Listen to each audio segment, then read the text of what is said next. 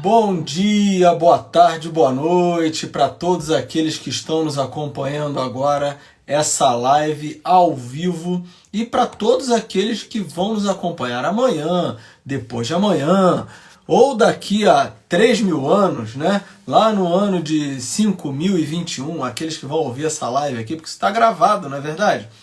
Todas essas lives ficam gravadas. Meu nome é Rodolfo Braga e eu estou aqui varrendo a história da filosofia com vocês. Hoje é a 50ª aula, aula de número 50, né? Olha que interessante, aula de número 50, e nós estamos aqui fazendo assim um trabalho que eu chamo de introdução ao que há de essencial na história da filosofia. Então vejam bem, eu não estou aqui detalhando assim especificamente, não estou dando um curso só sobre Aristóteles, não estou dando um curso só sobre Platão, mas hoje, querendo ou não, hoje é acho que é a 18ª aula, não, hoje já é a 23ª aula sobre Aristóteles. Então assim, é um curso de introdução ao que há de essencial na história da filosofia, mas existem temas ali que são importantes e nós falamos assim de modo mais detalhado sobre eles, tá? O Aristóteles, como tem uma vastidão de temas, ele acaba sendo de fato mais falado. Platão a mesma coisa, Heráclito e Parmênides, por exemplo, não foram assim, não ficamos muitas aulas nele, mas ficamos ali algumas aulas. Sócrates, por exemplo, ficamos 3 aulas em Sócrates só. Então assim, mais lá na frente, quando eu terminar esse curso de História da Filosofia, o que eu pretendo fazer? Aí sim eu vou fazer cursos específicos. Um curso só sobre Platão, de repente, um curso só sobre Aristóteles, um curso só sobre lógica, que é o tema que nós terminamos na aula de ontem, na lógica aristotélica. Eu já falei que eu prefiro até fazer um curso sobre lógica medieval, né? Porque ela abarca mais aspectos ali. Depois, se for o caso, uma lógica matemática, não seria minha intenção uma lógica matemática, mas a lógica matemática é uma lógica importante também, mas não seria a minha intenção principal, mas quem sabe lá na frente, né? Então vejam, nós estamos varrendo a história da filosofia naquilo que eu repito, é uma introdução ao que há de essencial na história da filosofia. Então, se você quer aprofundar melhor nessa introdução ao que há de essencial na história da filosofia, vem assistindo aula a aula desde lá de abril. Se eu não me engano, acho que 21 de abril eu comecei a primeira aula sobre essa introdução. Começo lá falando o que é filosofia, né? O que é ciência. Depois eu falo por que a filosofia surge na Grécia, as teorias mais, vamos dizer assim, mais aceitas, por que filosofia é na Grécia. Aí depois eu entro com os pré-socráticos, vou falando de pré-socrático a pré-socrático, daqueles que eu julgo serem os mais importantes, naturalmente. E aí depois nós falamos sobre... fizemos uma introdução ao período socrático, falamos dentro do período socrático dos sofistas, falamos de Gorgias, Protágoras, Gorgias, depois nós falamos especificamente sobre Sócrates, falamos sobre Platão e aí viemos para Aristóteles, que nós não terminamos ainda. Eu espero poder terminar Aristóteles na semana que vem, tá bom? Tem mais algumas aulas aí sobre Aristóteles. E o nosso tema que nós terminamos ontem de Aristóteles foi a lógica. Nós falamos a semana passada inteira praticamente só sobre a lógica aristotélica, praticamente não, foi a semana passada inteira sobre a lógica aristotélica, e aí hoje... Nós terminamos ontem a lógica aristotélica e hoje nós vamos começar a retórica aristotélica, ok? Nós vamos falar sobre a retórica. E, bom, vamos lá. Como é que é o estudo da retórica originalmente? Só para vocês entenderem ali do ponto de vista histórico o que está acontecendo ali. A retórica não foi uma ciência, vamos dizer assim, inventada por Aristóteles. Provavelmente, foi o Gorgias, o sofista Gorgias, o primeiro a dar uma atenção para a retórica, tá? Nos estudos dele, até na obra dele mesmo, né? Na obra do Gorgias. Então, provavelmente ele foi o primeiro a estudar o tema assim, de modo mais detido, de modo mais específico. É claro que, veja bem, o Aristóteles, quando ele vai lá para Atenas, que o Aristóteles, como vocês sabem, aqueles que nos acompanham aqui, sabem que o Aristóteles ele é nascido em Estagira, na Macedônia. Então, quando ele vai muito novo lá para Atenas, ter aula na Academia de Platão, logo em seguida que ele começa a ter as aulas na academia, o Aristóteles, que era conhecido por ser o leitor, porque ele lia muito, né, dentro da academia, ele passava a maior parte do tempo lendo, né? O Aristóteles, ele escreve uma obra, a primeira obra dele ali, vamos dizer assim, que ele se lança como escritor, o nome dela é O Grilo. Olha só que interessante esse nome, O Grilo. Por que grilo, né? Grilo é aquele animal que fica emitindo som o tempo todo ali, meio que, entre aspas, sem significado nenhum, né? Fica ele né? Aquela coisa meio... aquela coisa chata, sem emitir nenhum som, sem emitir nenhum significado, e é só som, né? Então ele escreve essa obra, O Grilo, que é uma espécie de obra. Eu vou confessar a vocês, eu estou falando aqui baseado naquilo que eu li a respeito do assunto. Eu não tive acesso a essa obra, tá? Estou sendo bem sincero aqui, O Grilo, né? Mas provavelmente, do que eu li, essa obra é uma obra, vamos dizer assim, um início, um esboço de um tratado de retórica. Ainda não é o tratado da retórica, né, do Aristóteles, o famoso tratado da retórica, até onde eu posso ter visto, que eu não li O Grilo, né? Mas esse tratado, Platão olha para isso que o Aristóteles escreve e fala, ó, esse cara, como se ele estivesse falando, esse cara aqui vai ser bom professor de retórica. E ele coloca o Aristóteles para dar aula de retórica na academia. Olha só, o Aristóteles então ele começa a sua atividade como professor dando aula de retórica por conta dessa obra, O Grilo, né? E aí, veja bem, ele vira professor de retórica na academia e ele fala algo que é muito importante depois do tratado da retórica dele especificamente. Ele até meio que acompanha o Platão do Fedro, né, quando fala que a arte de falar, vamos dizer assim, essa coisa da persuasão, ela tem que estar ligada, isso que Aristóteles vai falar. A persuasão tem que estar ligada, né, de algum modo, isso é muito importante, àquilo que é verdade e àquilo que é justo. Ou seja, a retórica, ela não pode estar separada da justiça e da verdade. Mas a pergunta é, o que é retórica especificamente? Nós já vamos ver. Já vamos definir o que é a retórica. Mas num primeiro momento, assim, já vamos antecipar aqui, né? A retórica é essa arte de convencer, de persuadir uma outra pessoa sobre um determinado assunto. E aí, veja bem, quando você vai convencer alguém de um determinado assunto, seu objetivo não pode ser simplesmente convencer por convencer. Então, a arte de convencer, o Aristóteles vai falar, tem que estar ligada à verdade, mas tem que estar ligada também à justiça, tá bom? Tem que estar ligada à verdade e à justiça, tá?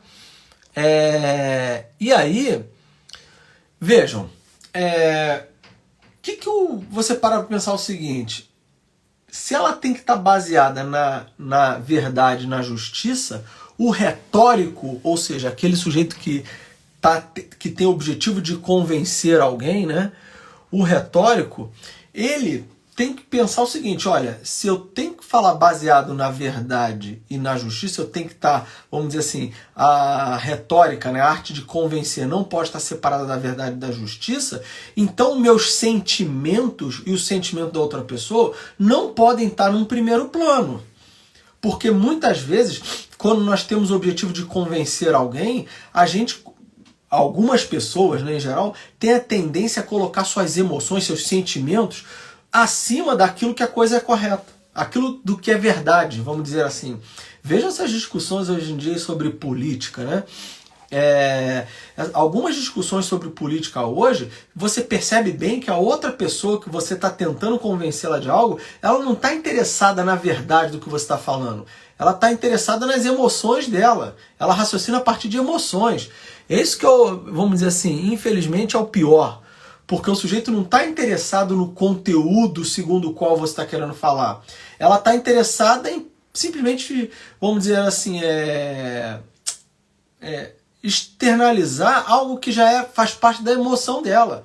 Ela elegeu um ícone político lá, famoso, muito importante, que é o ícone dela, ou então determinados ideais que ela nem sabe a origem, e aí, no fundo, nós estamos diante de uma ideologia mesmo, no sentido mais profundo da palavra. Então a pessoa não sabe a origem daquilo que ela acredita, ela deixa as emoções dela virem à tona, porque ela não está agindo a partir da razão, mas a partir de impressões, de, vamos dizer assim, de sentimentos, e esses são exatamente esses sentimentos que vão sobrepujar a verdade daquilo que está sendo discutido. Então um retórico, aquele que quer convencer alguém, ele não pode deixar os sentimentos dele, vamos dizer assim, sobrepujarem aquilo que é a verdade. Então, se ele está diante da verdade, se alguém está diante da verdade, você tem que falar, você tem que assentir. Assentimento é o que? Olha, você está convencido de algo que é verdade e você se debruçar sobre aquilo e falar, sim, eu quero isso que é o verdadeiro. Eu sei que isso é muito difícil, não é verdade? É muito difícil porque às vezes aquele nosso lado, vamos dizer assim, mais sentimental, mais dos desejos, fala mais alto. Então é nessa hora que às vezes a gente tem que se controlar para poder falar o seguinte, olha, bom, aqui não, aqui eu tenho que seguir o que é verdade. Se você está me dizendo algo que é verdadeiro e eu discordo, eu vejo que você tem razão, você me convenceu, por mais que meu sentimento fale assim, ai meu Deus, eu vou ter que largar um monte de coisa para trás, é isso aí que você tem que fazer. Né? Eu sei, repito, que é muito difícil isso, e é realmente, mas na retórica, Aristóteles ele menciona isso. O sentimento ele não pode ficar acima daquilo que é verdadeiro e justo. Não que os sentimentos não devam ser levados em consideração. Nós vamos ver na aula de amanhã, na live de amanhã, que os sentimentos, vamos dizer assim, a disposição de quem vai ouvir também conta. A chamada eunoia, não é assim? Nós vamos ver amanhã esse tipo de coisa. Então vejam, o que o retórico, né, deve conhecer especificamente? O retórico deve conhecer 2 ou 3 coisas aí mais ou menos. Mas primeiro, algo que ele tem que conhecer primeiro, o assunto segundo o qual ele quer convencer a outra pessoa. Ele tem que conhecer o assunto. Imagina, você quer convencer uma pessoa de alguma coisa, mas você não conhece o assunto minimamente, você não sabe os prós e contras, você não meditou acerca daquilo, ora, a chance de você convencer a pessoa que vai te ouvir, a sua plateia, o seu ouvinte ali, a chance dele sair convencido é praticamente nula se você não conhece, se você não fez o seu dever de casa, que é estudar o assunto. Né? Então a primeira coisa que um retórico deve conhecer, né, aquele que fala sobre o assunto, Aristóteles vai falar, a primeira coisa que ele tem que conhecer é o próprio assunto, ora bolas, não é verdade? E a segunda coisa que o retórico tem que conhecer é a alma da pessoa que vai ouvir o assunto. Para quê? Porque se o sujeito ele conhece a outra pessoa, conhece aquela pessoa que ele está tendo o objetivo de convencer, ou aquela plateia, vamos falar aí, né? Ou aquela plateia, se ele conhece ali em geral mais ou menos o que a plateia pensa, ele não vai chegar, na verdade, de sola, batendo de frente com a plateia que está ouvindo. Então, ou com a pessoa que está ouvindo, a outra pessoa que vai estar ouvindo, para ele poder descobrir quais são. Bom, voltou.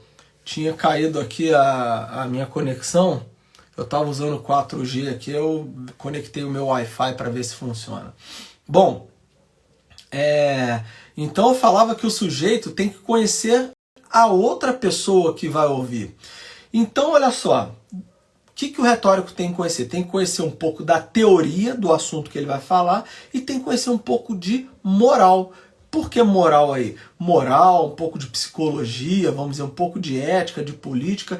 Ele tem que conhecer esses assuntos para poder, e no caso da moral, para poder saber qual é a disposição que a outra pessoa está ouvindo o sujeito. Então, olha só, resumindo aqui essa primeira parte, né, que Aristóteles fala lá no tratado da retórica dele.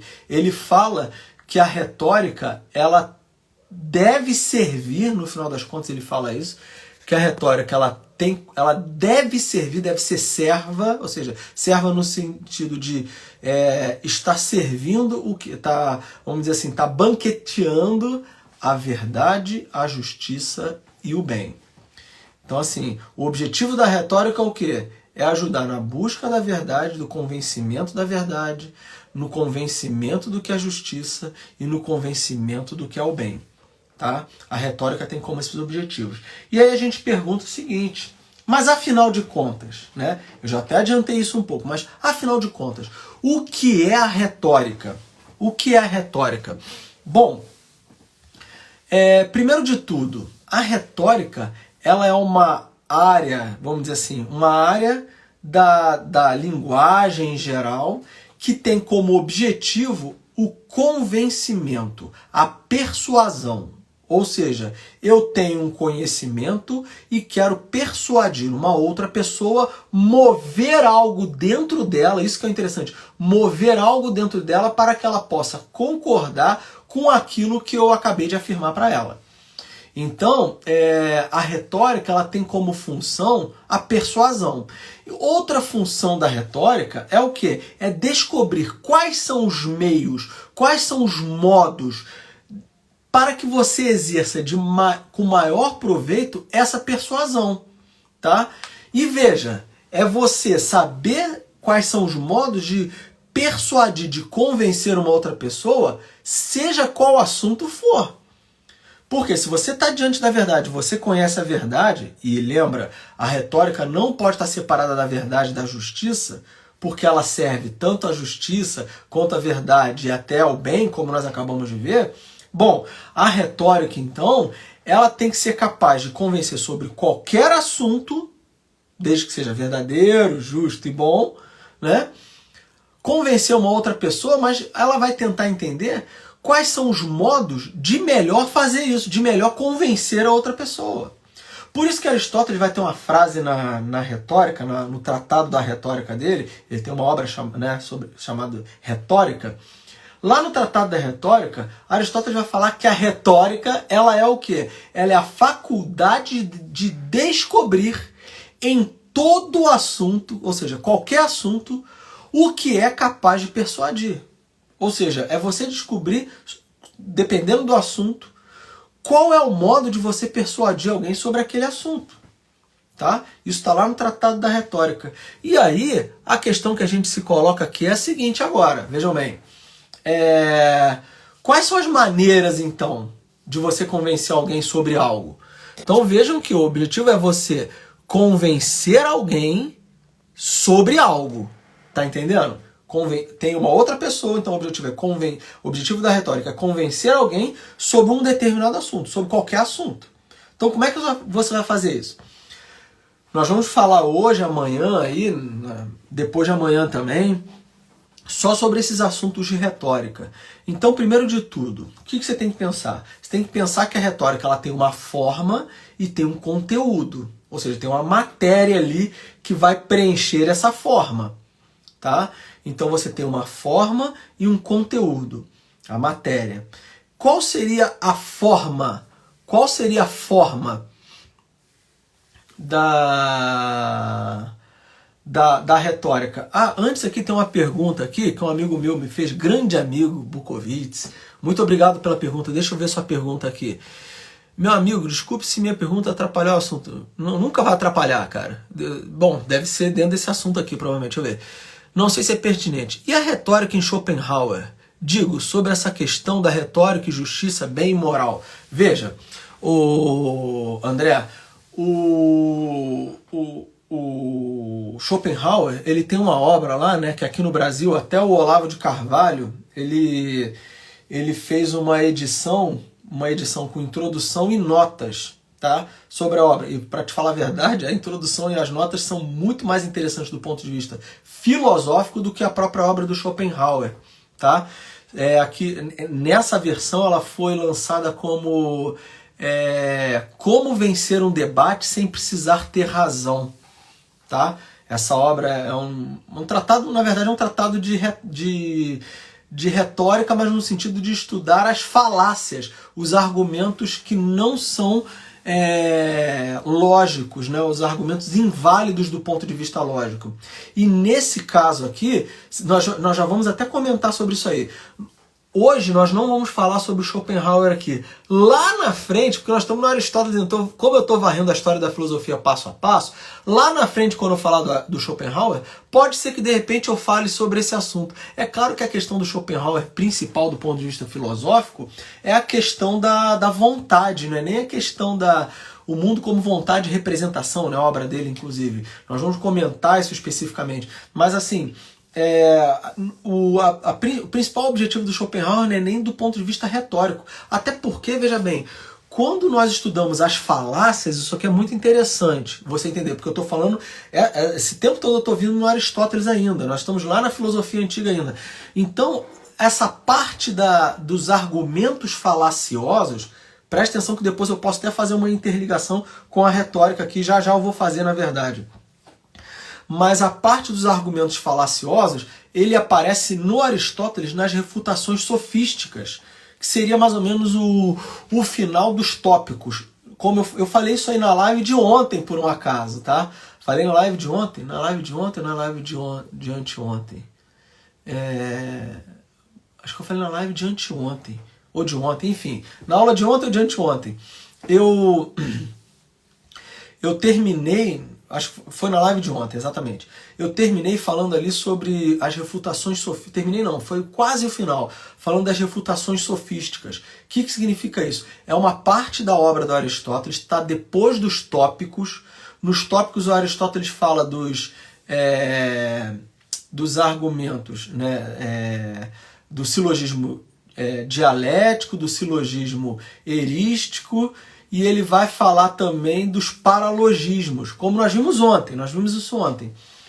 E aí, o Aristóteles, ele vai falar das refutações sofísticas, que são, nos silogismos ali erísticos e nos paralogismos, ele apresenta esses argumentos falaciosos que mais tarde o Schopenhauer vai falar sobre ele nesse tratado que aqui, né, a minha versão pelo menos, deixa eu ver se eu acho ela aqui.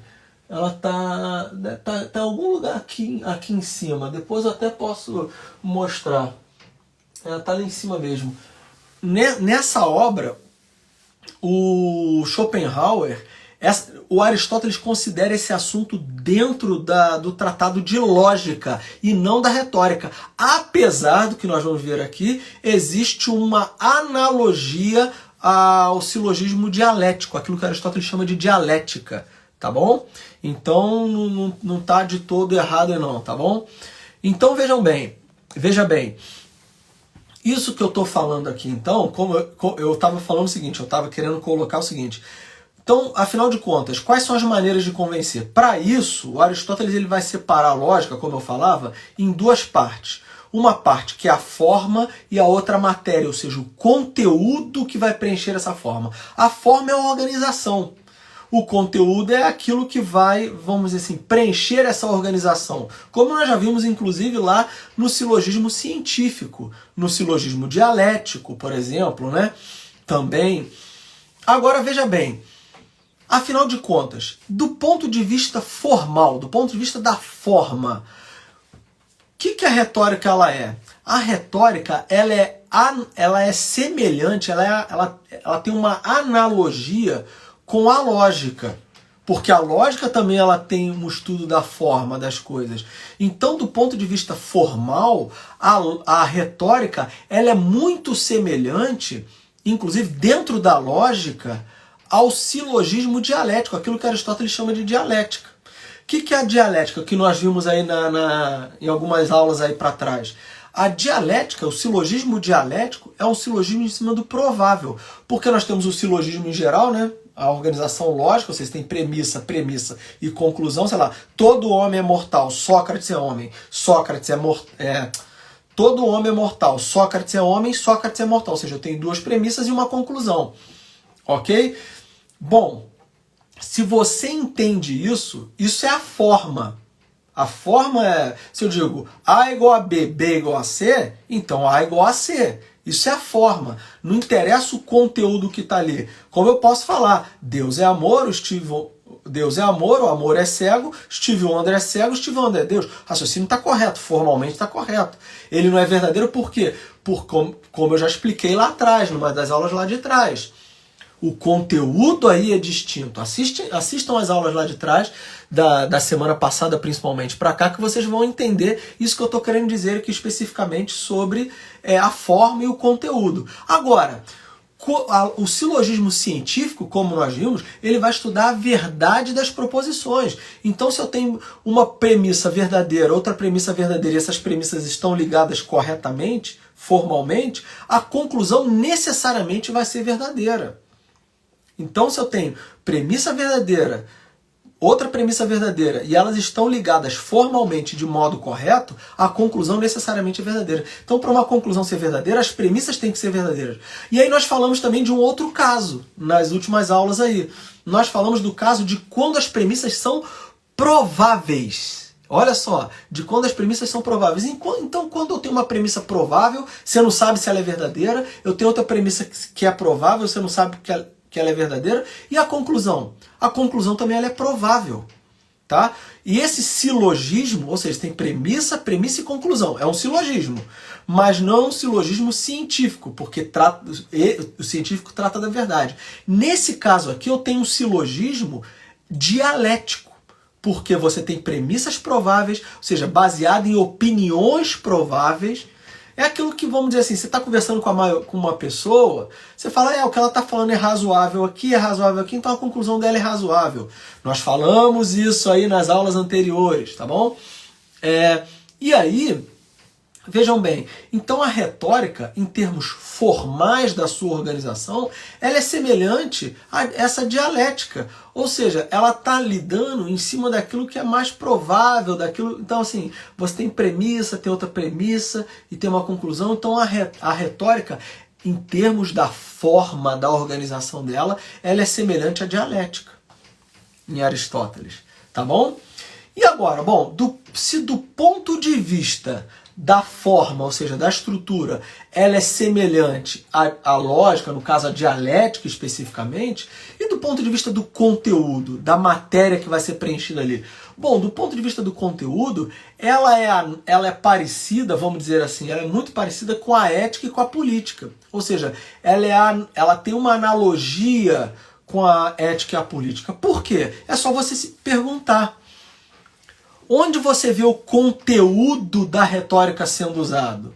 Onde a retórica é usada no final das contas? Né? Em quais atividades as pessoas exercem a retórica, o poder de convencer a outra pessoa? Bom, você tem 3 lugares aí, vamos dizer assim, 3 momentos ou lugares aí que a retórica ela é utilizada. O primeiro dele é o seguinte, nos tribunais. Por quê nos tribunais? É só você parar para pensar.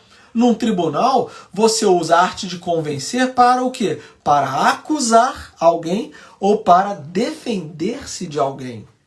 Então você vai usar a sua arte de convencer, de persuadir, num tribunal para acusar ou para defender-se. Um outro lugar que a retórica é usada é nas assembleias, nos meios de discussão. Vejam, imagina só, você imagina um vereador, não é verdade? Um vereador, ou uma pessoa que está lá tentando convencer uma outra pessoa, não é assim? Você tem um vereador, imagina só a seguinte situação, um vereador está lá na Assembleia, o objetivo dele é o quê? É convencer os outros vereadores da propositura dele, daquilo que ele está propondo. Veja, então o objetivo da retórica também, né, vamos dizer assim, onde ela se exerce, é nas assembleias. Por quê? Porque lá nas assembleias você vai ter esse objetivo de deliberar. Então você vai tentar mostrar o que as pessoas estão dizendo, você vai tentar mostrar o que as pessoas... Aliás, você vai tentar convencer as pessoas, você vai tentar mostrar os prós e contras daquilo que você está dizendo para tentar convencer os outros ali de que sua proposta ela é boa de fato. Tá bom? Isso que é o mais importante aí. E aí, veja bem, tem um ponto muito importante aí, que é o seguinte, a retórica, ela também tem o objetivo lá nas assembleias de você aconselhar alguém. E às vezes não é nem na assembleia. Uma pessoa chega para você pedindo uma opinião sobre algo, ou seja, você tem que ter conhecimento sobre aquele assunto para poder aconselhar outra pessoa, ou seja, nesse aconselhamento você tem que ser capaz de conhecer o outro, como nós falamos, conhecer o assunto que você está falando e descobrir quais são os meios necessários para que você possa mover algo no interior da pessoa, para a pessoa falar assim, olha só, Entendi o que essa pessoa está querendo dizer. Entendi, e aí a pessoa não apenas vai entender, mas você moveu algo nela para ela também aderir àquilo dali. Ou seja, você não vai mover apenas o intelecto dela para convencê-la. Você também, muitas vezes, vai ser capaz de mover a vontade da pessoa. Ou seja, nesse sentido, a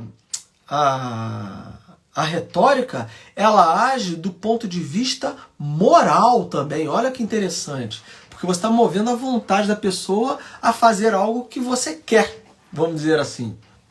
Tá bom?